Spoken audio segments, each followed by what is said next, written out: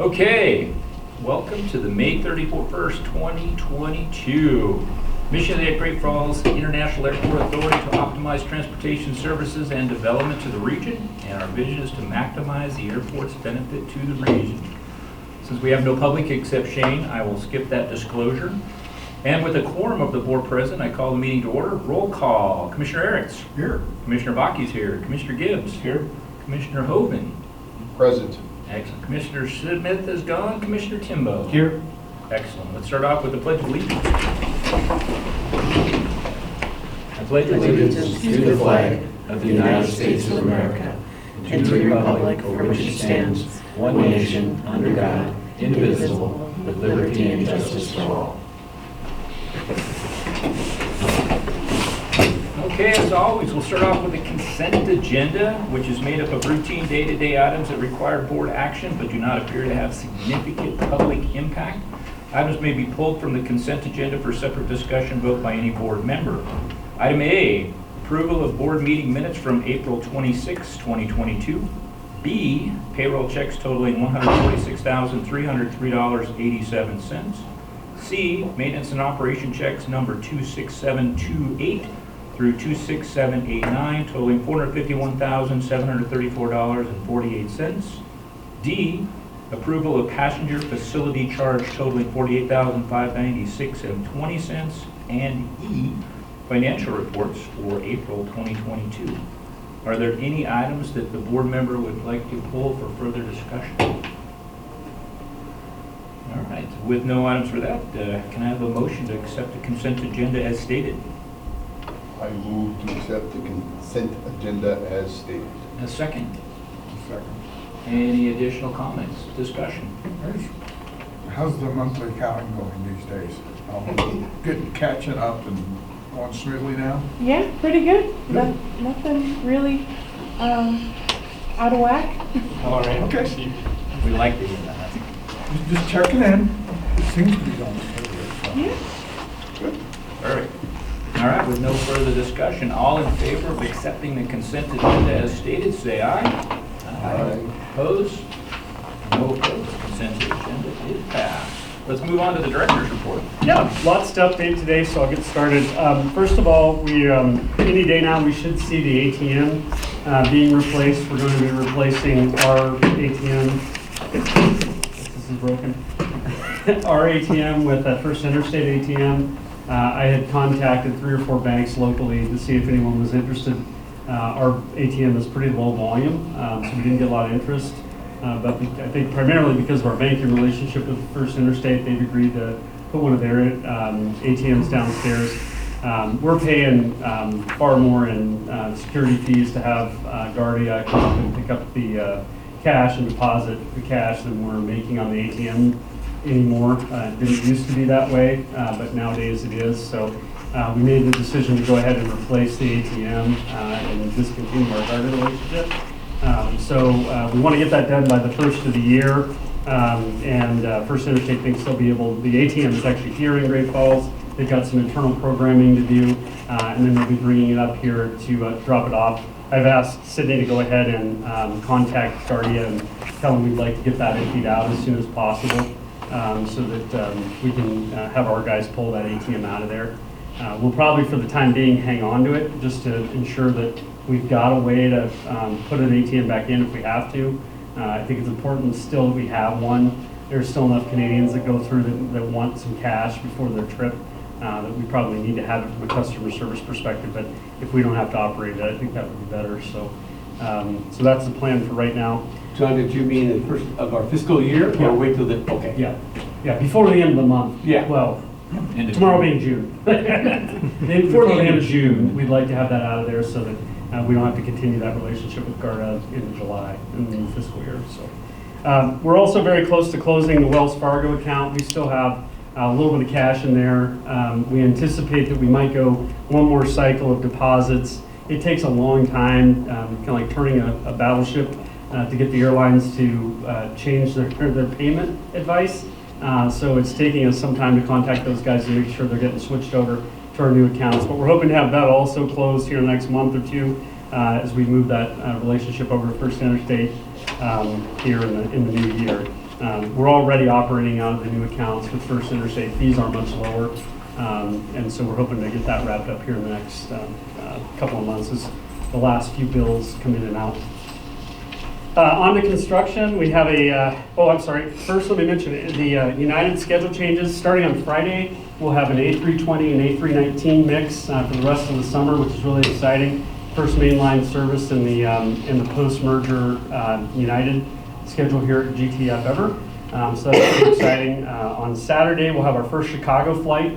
Both of those operations will run through the summer, and by the time we get to Labor Day, that'll switch back over to a mix of ERJs and CRJs. So we'll have a kind of a mid-afternoon turn. I believe it gets in at 1:30, leaves out at 2:30 on that Airbus. We'll also have a 50-seater on the morning, and then in at, I think it's like 9 o'clock at night, comes in for the night. And so we'll have 2 operations on United. That gives them nearly 20% more seats to Denver for the summer than they had in 19.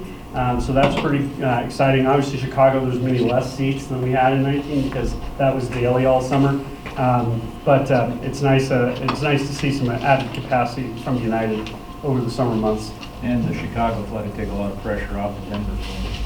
Well, that it will, and it gets us some eastbound connectivity, which we haven't had since Minneapolis stopped. So what I'm hearing on that flight is it's actually filling up really nicely. So that's pretty exciting. Didn't you say it was sold out already? Yeah, they're saying it's more or less sold out through most of the summer. So that's great. I mean, I wish we could have gotten 2 days of it. That would have been nice to have Saturday and Sunday. But it is what it is. We're thankful. With $120 oil, you know, that flight's a long flight. That's going to be plenty of pressure on that route. So hopefully it'll be profitable. On the construction report, are we all right? We've only lost 1 or 2 days. Yeah, I was gonna say, what kind of stuff happened? The warehouse utilities are underway. They're over there beginning the installation of those. That'll probably take another 60 days to get those utilities wrapped up. We've had some correspondence with Dick Anderson. I believe they've ordered the metal for the buildings. So I suspect those buildings won't go in until spring, but who knows? I mean, maybe somehow we'll get that metal early enough this year that we can get that going. But at least the utilities are well on their way. To update you on that, as we get into construction and get near the end of construction, we need to go back to the city council to talk about the development agreement. Obviously, that was done prior to the big escalation in costs. So we've seen pretty dramatic cost increases on that project relative to what we were planning 2 or 3 years ago when that development agreement went through. So there is enough income, it looks to us, coming in on that tax base to increase the TIF to cover the cost of the entire project, but we have to go back and ask for an amendment to that agreement in order to do that. And so as we get into June, the end of June, maybe even the end of July, and see that we're not going to have a bunch of change orders and stuff, we're going to try to get on the schedule to go back and ask the city to modify that development agreement. That's, from what I understand from talking to city planning, that's happening throughout many of the TIF districts right now, as everyone's realizing these cost increases on PVC, and other things that go into utilities, copper, those things. So more to come on that as we get closer to summer. The de-icing pad, as Tony mentioned a few minutes ago, it sounds like the grant is imminent. We saw in the press one of the congressional delegation released a list of projects that are getting grants. So it's somewhere close to our end of the pipeline and getting that grant. We just haven't heard anything specifically from FAA or from the congressional delegation. Typically, we get a courtesy call when that grant is in the pipe, but we haven't gotten that yet. So imminently, we should have those dollars and could start construction on that, probably maybe in June. Yeah, they had planned on starting June 8th, but without the grant. Without the grant, we can't get going. Maybe we'll get it started in June. It may end up being after July 4th. We'll see when the grant comes in. In that same grant announcement, I suspect we'll get the GA taxi lane grant because that's our entitlement grant for the year, which is usually in the first cut of grants. And that construction schedule would be similar. They can start on that sometime in June, maybe not until July 4th. And then we'll have both those projects underway. The sidewalk and signs and stormwater project, that's our bipartisan infrastructure bill project for the year. That project goes to bid, is it this week? Or is it next week? Yeah, it just got advertised, so we'll get it here in next week. a couple of weeks. Couple weeks, and we'll get bids on that project. I suspect it won't start construction probably until August or maybe a little later. The grant should be available, we're told, in June. We'll see. It's taken the FAA a while to get grants out this year. Which project was that? That's the sidewalk Oh, yeah. and signage. So that project will tear out the existing sidewalk under the canopy. We did get an engineering look at that canopy in the last couple of weeks. They said it's pretty sound. As we suspected, the roof is failing in many places. The drainage system, it's got a kind of an internal gutter system which is leaking into the entryways pretty significantly. We really need to get on that before it starts being structural, because all that water is dripping on the top of that concrete pan and will eventually start to pop it out. But we do plan to rebuild that structure next year. We're going to get rid of all that flat roof you see and go to pitched roof on the entire thing. That should take care of a lot of that problem. We'll get everything out to a gutter where we can see it. And then that gutter will all go down to the new storm sewer pipe, which we're installing with that sidewalk project. So all along the entire frontage of the building, we're going to be adding a stormwater pipe to catch everything on the front. Right now, everything drains into that rock garden. A lot of it goes to the basement. A lot of it goes under the sidewalk and cracks the sidewalk. How they came up with the system, I don't really know, but we need some kind of conveyance underneath that front of the building. And so we'll be adding that, putting sidewalk on top of it. We're replacing the signage. We had a sign about fall off a couple weeks ago. Then the one in the middle there has a lot of burnout sections. So we'll be replacing the signage we have out there now. Across the deck above us here, it'll say Great Falls International Airport, kind of similar to what's on the back of the building. And then coming down the elevator tower on the front of the building, there'll be a flag sign that says GTF in big letters, like 7-foot letters up the cooling tank on the outside of the building. So that'll look pretty nice too, and you'll be able to see that from a good distance. One of the complaints we've consistently had is people coming up to the exit don't really know where to go, which building is the terminal. That's going to make it a lot more evident where to go for the terminal building. You can actually, I think you'll be able to read it from way over there, from my look at it. So that project probably won't go in construction until August would be my guess. Will we be able to get the sandbags off the sliding doors? No. Believe it or not, the wind conditions here, we may try to do something when we do that sidewalk to be able to pin them down. That's a safety feature though, because if somebody comes out and bangs into that thing good, the doors is supposed to give way some so they really don't, smack into it and, hit that aluminum plating. The problem is our wind is so strong, it gets between the door that opens and that panel and will actually fling them open and bust them. That's how hard the wind is in there. So in the windier months, we lay those sandbags there so that the door will still have some give, but it won't whack all the way open. And we've not really found a good way to replace that functionality. Things just aren't made for our wind conditions, believe it or not. But we might be able to drill into that concrete and drop a pin. No, that's what we did on the old ones. We But did then on you the take old away the safety feature and This looks so horrible. I'm coming in today. I've got sandbags I've got to go around to get in here and throw it back in our rack or whatever. Yeah. Yeah, it's, The challenges we face. right? Somebody's got to slow this wind down. And then the other thing I was going to mention, we haven't heard anything yet on the TSA screening company. They're supposed to be announcing that in June. We haven't heard anything about who they might choose or anything like that. So hopefully in the next couple of weeks we'll hear about that. Then there'll be a 90-day transition period where they'll be hiring new people, hiring existing people, and beginning the transition screening in tandem as they move over to that transition, that private company. So. Then the last thing I was going to mention is, I think if you've been reading the weekly reports, you probably saw MAG has received funding for their dirt strip. I'll just pull this in front of the screen for the time being.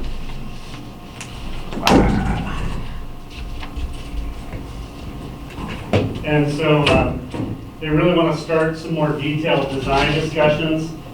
This is 1735 here. The terminal's obviously over here, J area over here. Their plans are to build this dirt strip in parallel to 17 to the left. there of the existing runway. Initially, when we started talking about it, it was going to be about 3,500 foot strip. Now it's well over 4,000 feet, which is pretty significant. And so where it was going to start over at the old remnant of 17, the initial plan was, or I'm sorry, 7. The original plan was to use the remnant of 7 as a taxi lane to get to the runway end, and then it would just be this section. Now it's quite a bit longer, what they want to build, and it comes out and comes all the way to the runway end of 17. And so we had a meeting today to kind of look through the long-term design of that project. You can see here, this pink blob is the future terminal complex. I think that was set in the master plan as where we would build after this building. As you can see, even out the window, we're short on space to expand parking in the future, and really to expand the terminal complex in the future. We have a small area, kind of where AdMax parks their planes out there, where we can continue to have more parking development. But beyond that, you'd be into structured parking, which is $25,000 to $30,000 a stall. And it really takes your profit margin and turns it into a cost center at that point, or some other creative solution to try and get more area in here. At the same time, our terminal road is developing more and more as the Swanson property converts and becomes more commercial in nature. There's a lot more pressure on that roadway, and so we think at the outer edge of the planning environment, 20 years, there's probably a need to go greenfield and build over in this area. And we actually have quite a bit more area in that than that. If you really look at it, we could build out into this area. This is the future parallel runway, which is beyond our planning horizon at 20 years. The current forecast doesn't show any need for that for beyond 20 years. I don't know that we really would ever need it, depending on how airspace operates in the future and if there would be some increase in activity related to maybe FedEx or the Air Guard that would be beyond our passenger needs. That parallel might never be needed. We obviously don't own all the land over here, so it'd be quite a bit of land acquisition to get that in play, but it still doesn't negate the need to potentially have a terminal in this area in the future. In addition, the other green line you see here is Taxiway B. Taxiway B was envisioned initially to come off the FedEx ramp and kind of do a straight line across here and intersect the runway down in this area. Because of the FAA's new planning criteria to have 90-degree intersections, it bumps it way up to here in order to keep a 90-degree intersection with the runway. That's based on new planning guidance. My hope would be by the time we build that Taxiway B, that maybe all the planes will have Google inside and they can see where they're at. We don't have to have a reliance on 90-degree intersections to look both ways to see if anything's coming. Maybe there would be different technology that would do that for you. And we could bring that back in and have a more normal taxiway alignment. In any event, the prospect of having a new runway out there brings a number of challenges. As I said to Mang the other day, they're asking us to comment on a 65% design on that runway when we have a pink blob and a green blob for design on our taxiway and our terminal in the future. And so what I think that we need to do as an authority is to have some type of MOU in place with regard to that runway structure. I think the important things that we would want to mention in that MOU is, number one, Mang would maintain that runway surface without any cost to the airport. It would be open to the public as it's currently configured. We might have a few sort of bush planes with wide tires that would use it. It's likely to be a gravel surface, so not a lot of the tail draggers that have skinny wheels would really want to get on there. It wouldn't cause a whole lot of, it wouldn't be real comfortable, frankly, to land one of those planes. But to the extent that we do have some Huskies and other planes that do backcountry operations and have the big wheels and they land in gravel bars, those guys could get some practice reps in on this surface and might actually use it. If we don't allow it to be a public runway, the FAA would require us to lease it to Mang. I've opened the idea of, well, lease means many things to the FAA. We just have to get value out of it. One of the things we could do is potentially expand the retention capabilities of our ditches over in that area so that we could handle the next 20 years of development without having to build more retention. And so MANG could go out there with their Red Horse group and widen out the ditches to create retention area, which would save us funding in the future and allow for better stormwater management in the future. We could count that towards value and potentially lease it to them that way. And so we've left that avenue open if they want to pursue that as a means of paying for a lease. Otherwise, it'll have to be a public runway and meet FAA criteria, which increases the design standard of the runway some. It'll be additional costs they wouldn't have to undergo if it was a military-only facility, just in terms of how it's built and that type of thing. But beyond that, I think this MOU needs to, if it is going to be public use, it needs to be clear they're maintaining it. I think we need to mention in there these projects like Taxiway B and the future terminal complex, and should they interfere with that gravel runway, that the gravel runway would give way. I think it's important as an airport authority and looking at our long-term planning horizon that needs to be clear that airport comes first before we accommodate training missions. It's just essential that we do that because anytime we have a conflict with with some of the things they're trying to do, it's very difficult to resolve in our favor sometimes. I don't know if many of you remember the Galt building, but we gave free rent from I think 1942. Is that right, Rod? Something like around 38 maybe. Free rent. From 42 to 38, the building was full of the xylene blown-in insulation, the asbestos tile, asbestos insulation around all the pipes, asbestos wiring. I mean, you name it, it had it, including 4 or 5 window bagger air conditioners that were just left in place when they abandoned the site and told us they had no more responsibility for it. That would have been a $300,000 or $400,000 cleanup for us. And then some dry wells that had oil dumped down them. For years and years and years, huh? And the shooting. Oh, in the shooting range. Oh, the other dandy. There was an indoor shooting range, and the lead had migrated through the entire ventilation system throughout the entire building, to the point where when the test came through, even after having it cleaned, it was uninhabitable. So it was quite a gem, and that was left for us with no cleanup allowance at all. So we have to be careful what we do when we do things like this. Favors today become our anchor around our neck tomorrow. And so I think it's important the MOU addresses that. Further, as even the guard pointed out in our meeting, the C-130 mission isn't forever. And there's a good chance that in the next 20 years they may not even have a flying mission, or they have a flying mission that has nothing to do with landing on gravel attack strips, assault strips, and so that runway would become surplus. And so I think the MOU needs to look ahead to that future when that runway isn't in use. And I think there needs to be a provision in there that if the runway isn't used for 600 days and the MANG doesn't have a use for that runway, that they could be required to remove it entirely. Or potentially we would consider leaving it at 3,000 foot for a public landing strip. Something along those lines, or we configure it so that it could be a future taxiway, parallel taxiway on that side of 17. We don't really need a parallel taxiway for capacity. The main reasons you build a parallel taxiway are usually capacity. It gives you more runway capacity on the system if you can store planes. We already have the taxiway Charlie that we built a few years ago, a full-length taxiway. A dual taxiway would give you even more capacity on the system because you can run one way and run the other way. We don't need that capacity on 17 because it's not a primary runway.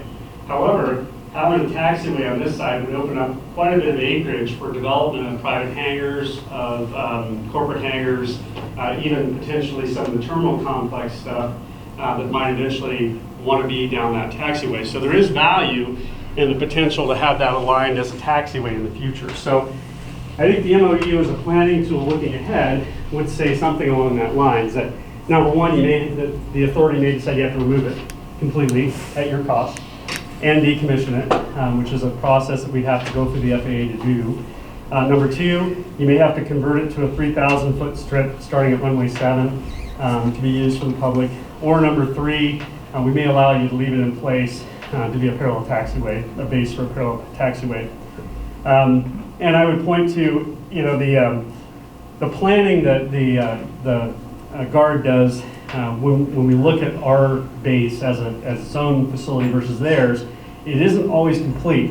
When they go out and plop something in their part of the base, they don't always consider all the impacts. And I don't know how any of you remember the impacts we had from the runway from the hangar a few years ago. They went out and did a 7460 for the construction crane, which is an airspace analysis to make sure the construction crane didn't cause problems with the runway. They never put the final elevations of the building into the 7460.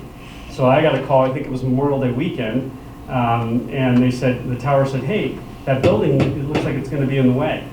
Sure enough, it was. The 7460 was never completed with the final building elevations, and so the tower lost vision to a portion of the runway, and actually the mang ramp.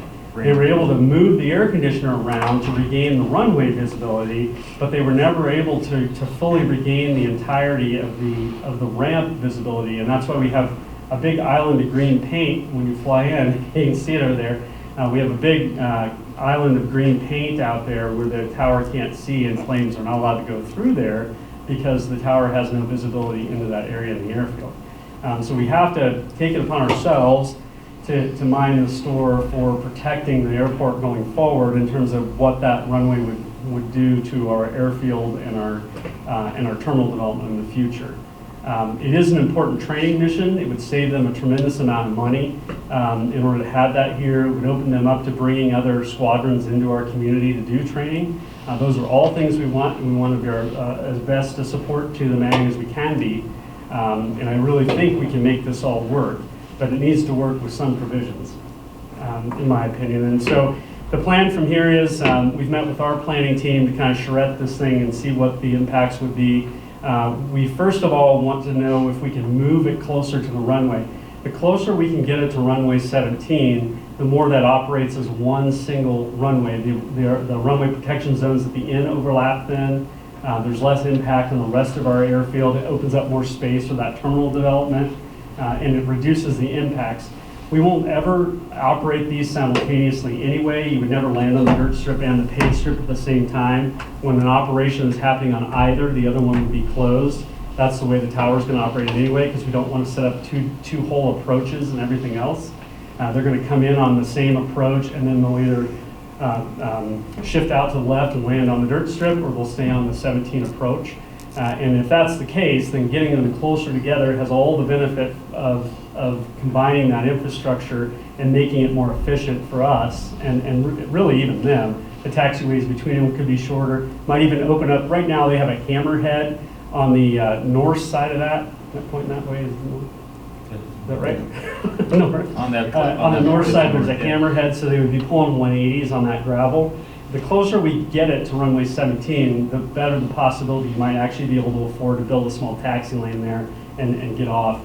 That any time you're doing a hammerhead, especially on an unimproved surface, you're going to be digging it up and creating more maintenance. And so maybe shifting it closer, we might even be able to connect it downtown, which would be better too. So our first step will be to meet with their planning team and kind of go over some of these ideas and suggestions, understand why they've got 700 feet of separation between them. That seems like way too much. I think 500, maybe even closer, maybe even 300 would be better. And also the possibility of connecting it in different places.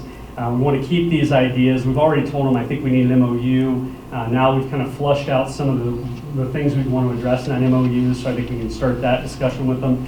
We'll come back in June with hopefully some updated drawings and some ideas of what would be in an MOU. And then by the time we get to August, we might even have that agreement drafted to where the board can adopt it in August. That'll be our plan from here. Any questions on that? I know that's a lot. Three comments. Number one, the tactical portion of it, they want to do night NVG approaches, so they're going to want to have the capability of turning off 1735 Which they have. system, so Yep. to make it completely dark out there Yep. and be able to hit their spot. Once we build it, I've already had multiple GA people say, hey, we're going to have a grass strip. Can we go land on it? So I'm sure Dave Smith would agree that if you build it, we're going to have guys that want to land on it. So going with the public option is very good public relations with us, with the GA community, so I would highly recommend going that way. And then having an ability for them to do run-ups that don't blow gravel onto 1735. So consider where you want them to do their engine test and run-ups before takeoff, all that stuff, because once you're going on and off gravel, that's a huge FOD issue that we're going to have to consider and make sure that we don't muck it up. Yep. So, but I would highly recommend that we open it up to the public, because the GA guys with big tires, we've got guys training out us in the 182s that have balloon tires. They love the idea of having something they don't have to land on the pavement, because then they bounce all the time. Right. Or if you got some cushion with the grass or the gravel, it works a lot better. Yeah. What's the liability issues? I mean, you've got a military maintained runway, you've got public use. Well, they just have to maintain it to public standard. Yeah. But if there is an incident and it goes back to the runway Maintenance. being the cause of it. Yeah, it probably needs to be addressed in the MOU. I mean, Yeah. you know, typically, I've never heard of an airport being held responsible for an accident.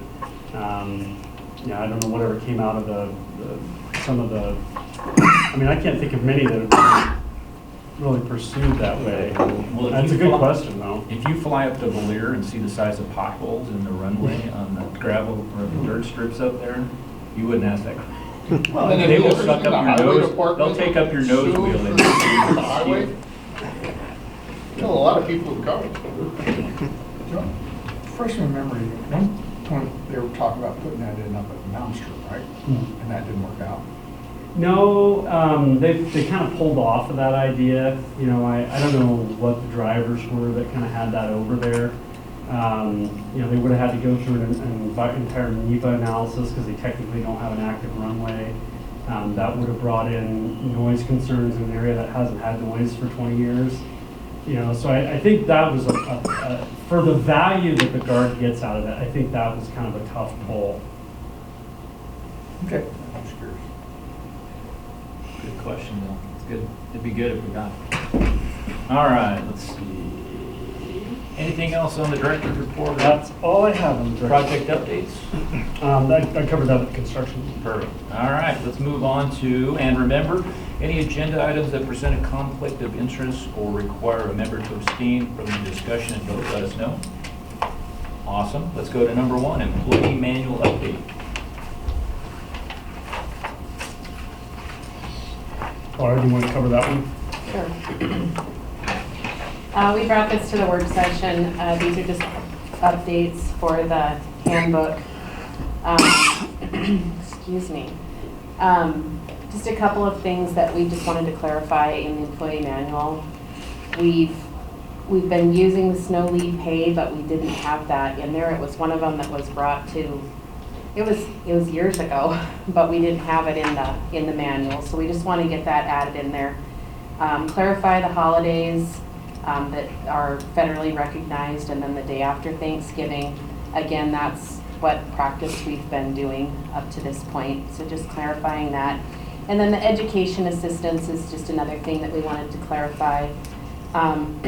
We had some discussion on that last meeting about, we had 1,500 in there per calendar year. We did bump it up to 3,000, kind of looked at just tuition costs for a class at a time with like Montana State University. And that would cover close to 2 classes. The way that we're looking at this really is to enhance their employment here.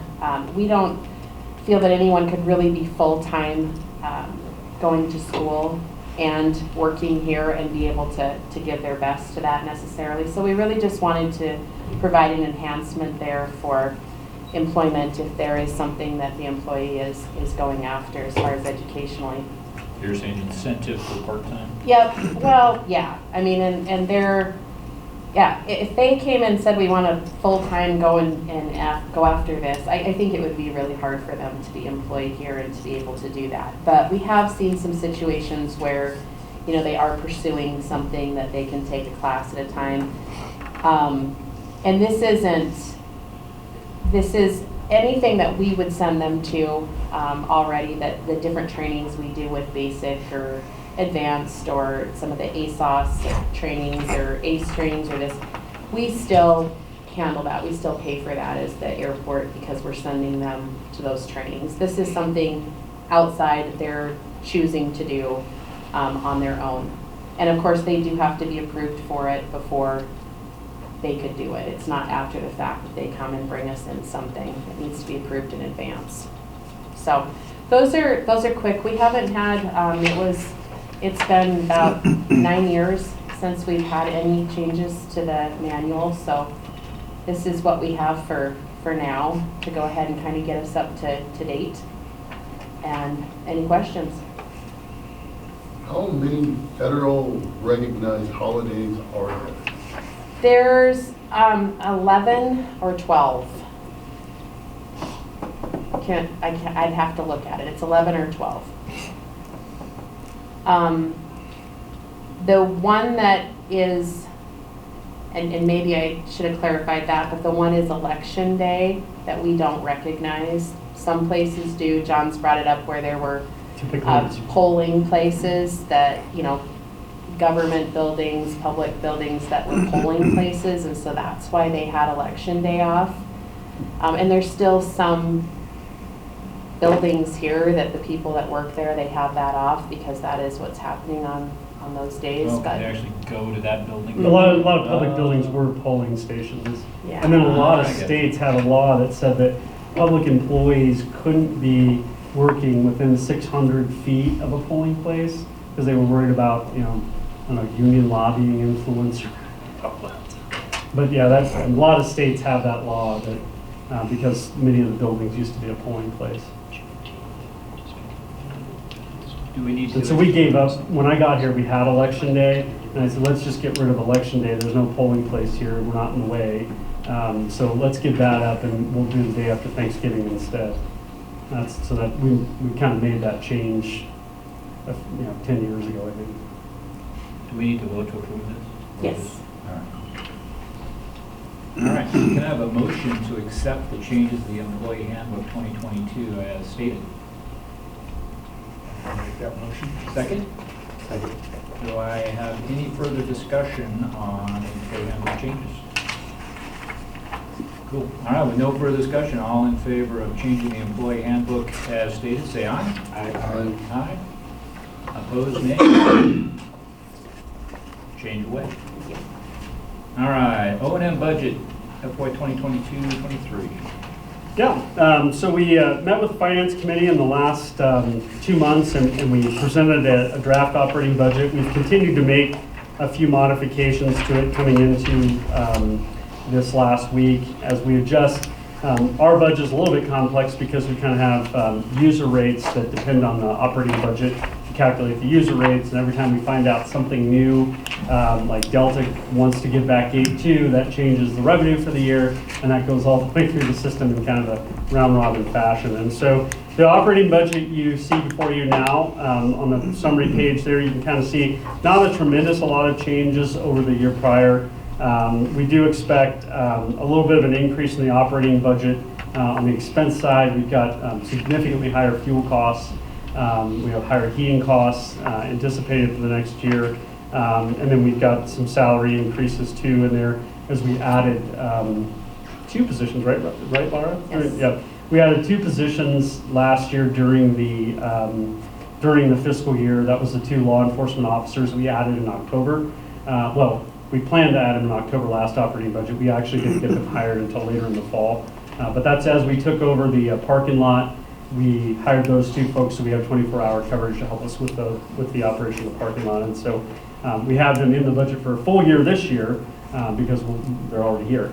And so we'll have that cost the year round. But as you can see here, the operating on the operating budget side, about a 4.2% increase, mainly in those categories I just mentioned. On the revenue side, the story's not a whole lot different from the prior year.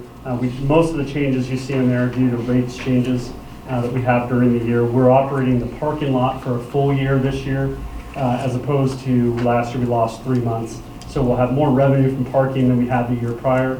We'll also have more credit card expenses and that kind of thing because we'll have those extra months also. So that on the expense side adds a little. And so anything you want to add to that, Sydney? I think that's pretty much the summary. I mean, I guess the main things that stand out as a little different between the fiscal years are the ATM income, they're gone for 2023. And the ATM expense is also gone.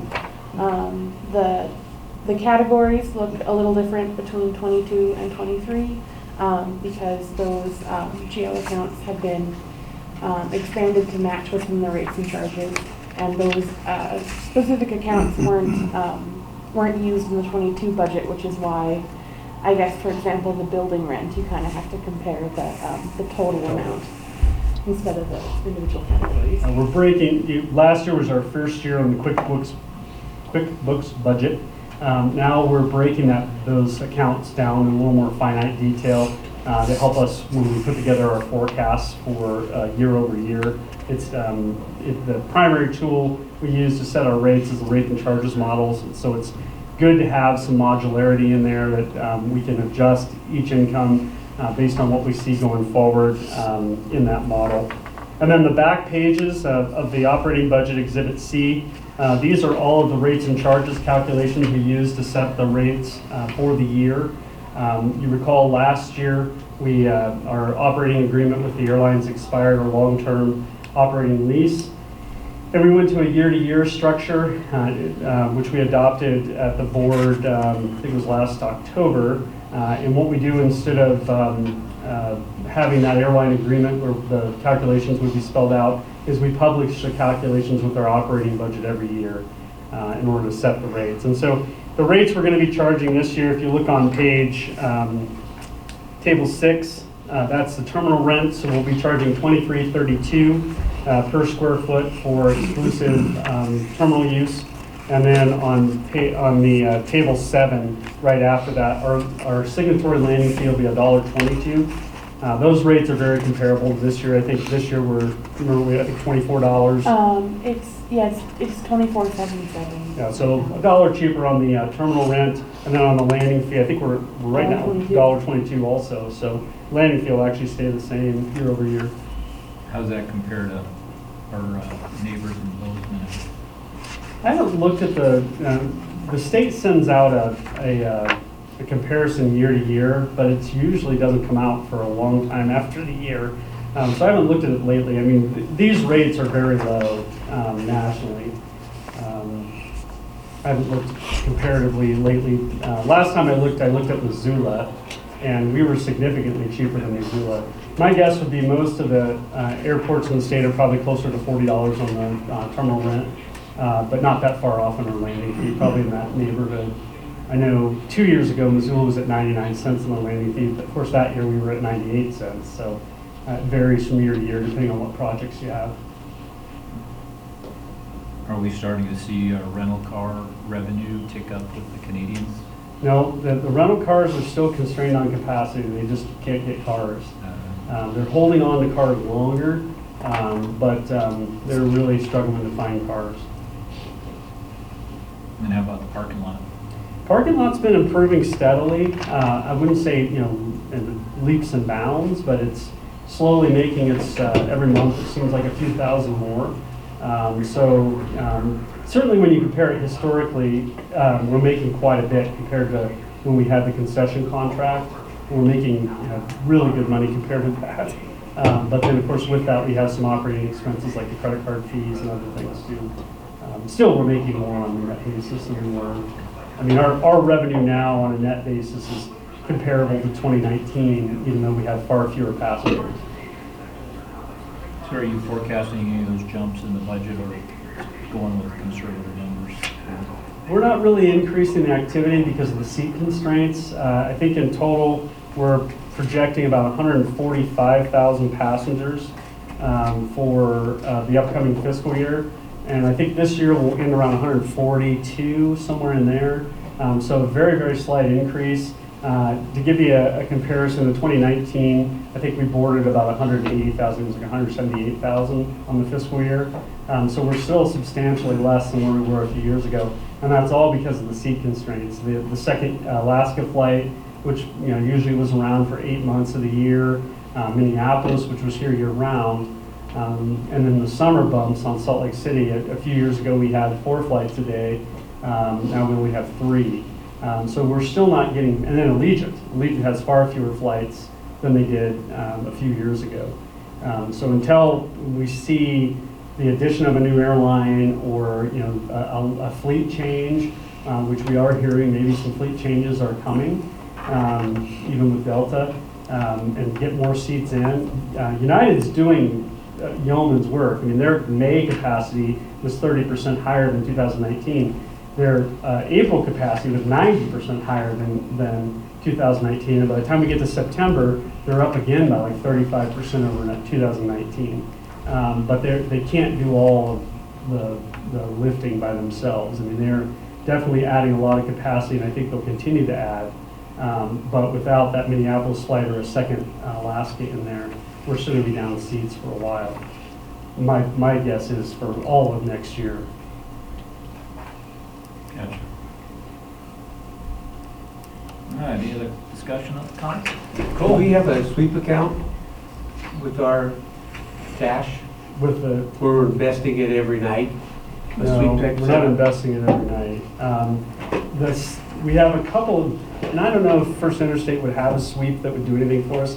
The primary, because we have to do T-bills, and government-backed securities, we use the STIP for some of our investments, and it takes a while to get out of that. That's the state, what is that, state, I don't know what the STIP stands for. It's the State Managed Treasury Bill Fund. That usually gets us the highest yield of anything we have.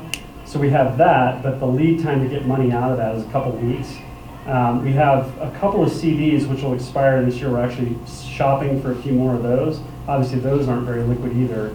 And then we just have the treasury account that we have with Wells right now. We've asked First Interstate for a proposal on that to see if we can get the fees down. I mean, right now, really the best thing we can do is minimize the fees. Sure. But no, we haven't ever used a sweep that I'm aware of. Yeah, I mean, obviously to offset the fee, you can do a analysis of it, but with the cash position we have compared to other years, obviously up, and with rates coming up, Right. it's more of an issue than it was, 3 years ago. Yeah, for sure. So I'm just curious, but yeah, it's definitely to offset the fees, because those can be pretty high. They might give you some more investment income, but then if you're paying the fees over here. Right, we're paying 1% almost, I think, on Wells. Isn't that what we figured out? Oh, I'm on the regular operating account fees or the Yeah. investment account? The investment account, the management fee was like, wasn't it like almost 1? Oh, it was up there. It's pretty high. Yeah. So, Pretty standard, huh? yeah, I mean, we've asked First Interstate for a proposal, because to me it seems high. I mean, by the time we get done with that, we're only making 1 or 2% on our money. It's not terrific. We have locked away, I think we've got, 600,000 in that CD, the 2 CDs? Yeah, they're a little less than that. A little less than that. 500,000-ish. Yeah, we've tried to maximize, by taking some of our money that we know we don't need, or, we could need it, but, I mean, the stuff we're not gonna use, and try to lock it up in a little longer term to get us better yield.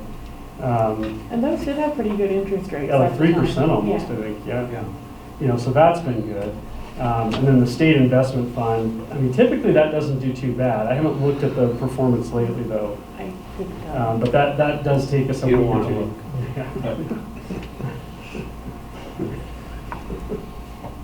Yeah. Just curious if we've looked at that, because that's, it's all money. I guess I wonder if there'd be restrictions on what investments we can have in that sweep account. Yeah, usually the investments are just overnight guaranteed. It's Right. just a matter of, when you have $6 million in the checking account, and with all this Right. construction fluctuates, every night, Right. rather than moving a bunch of money around all the time, that doesn't make sense either. Yeah. But if you could at least offset some fees or look at that, it'd be something. Yeah. Just ask them about, all you can do is ask them. at Yeah, this point. for sure. Pretend like you're looking at, I mean, I know we just switched to them. Yeah, well, we haven't moved our investments yet, though. We're waiting, Yeah. we've asked for a proposal on that. Okay. Any comments from the budget committee? I think they've done a great job reviewing and modifying, reviewing and modifying. The sea has changed. All right. United pulling out was a biggie. What's that? United giving back that gate. Oh, Delta, Oh, yeah. Delta. Or Delta, Yeah. yeah. Yeah.